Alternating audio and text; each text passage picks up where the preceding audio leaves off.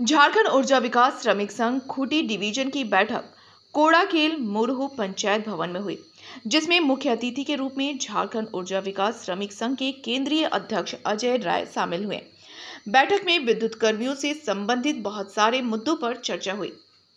बैठक में विभिन्न एजेंसियों के द्वारा एरियर का बड़ा घोटाला सामने आया, जिसमें लाखों रुपए प्रमुख रूप से 2 एजेंसियों द्वारा विद्युत कर्मियों से जबरन दस्तखत कराकर नहीं दिए गए, जिसकी उच्च स्तरीय जांच कराने की बात हुई। वहीं एजेंसी द्वारा सभी तरीके से सेफ्टी किट नहीं मिल पाने के कारण संध्या 6:30 बजे के बाद सिर्फ टाउन फीडर को छोड़कर ग्रामीण फीडरों में कर्मचारियों द्वारा कार्य करने में दिक्कतें आ रही हैं।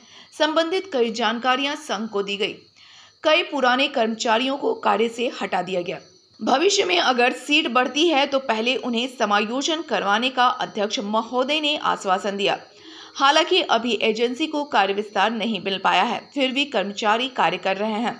अगर कहीं कोई दुर्घटना घटी तो आखिर इन कर्मचारियों की जिम्मेदारी कौन लेगा?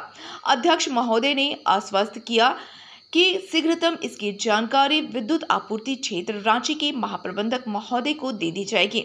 इस अवसर पर संघ के केंद्रीय अध्यक्ष अजय राय ने कहा, 2017 के बाद आउटसोर्स बहाल कर झारखंड ऊर्जा विकास निगम ने करोड़ों रुपए कमीशन के रूप में अभी तक ठेकेदारों को दिए हैं। एक और घाटे में चल रहे ऊर्जा निगम, वहीं दूसरी ओर अधिकारी ठेकेदार गठजोड़ ने जानबूझकर आउटसोर्स के माध्यम से हर महीने लगभग करोड़ों रुपए कमीशन के रूप में बंदरबाट कर रहे हैं, जिस पर रोक लगानी चाहिए।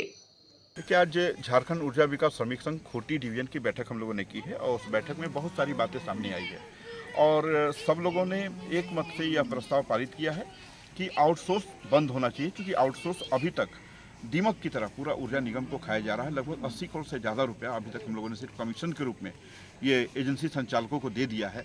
जब एक और ऊर्जा विभाग घाटे में चल रहा है तो दूसरी ओर इस तरह से कमीशन का बंटवारा क्यों? इस पर रोक लगनी चाहिए और वहीं पे जो नियमित नियुक्ति जो निकलने वाली है उसमें पहले इन लोगों के लिए प्राथमिकता तय होना चाहिए।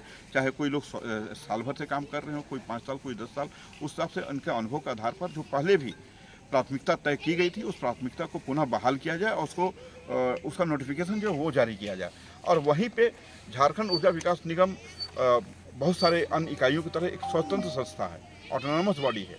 यहाँ पे मजदूर कर्मचारियों का रेट रिवाइज होना चाहिए, क्योंकि श्रम विभाग ने तो एक रेट बनाया है, लेकिन इसके बाद भी क्योंकि उसमें आपने देखा होगा कोल इंडिया के अंदर या बहुत सारे संस्थान एनटीपीसी हो, वहाँ पे मिनिमम वेज जो है वो वहाँ पे अलग है। तो उस हिसाब से झारखंड ऊर्जा विकास निगम के अंदर भी, क्योंकि ये आपातकाल सेवा है और आपातकाल सेवा के अंदर जो रेट इनको मिलता है वो सही नहीं है, क्योंकि एक मनरेगा के मजदूरों को भी वही मजदूरी मिल रही है जो इनको मिल रहा है।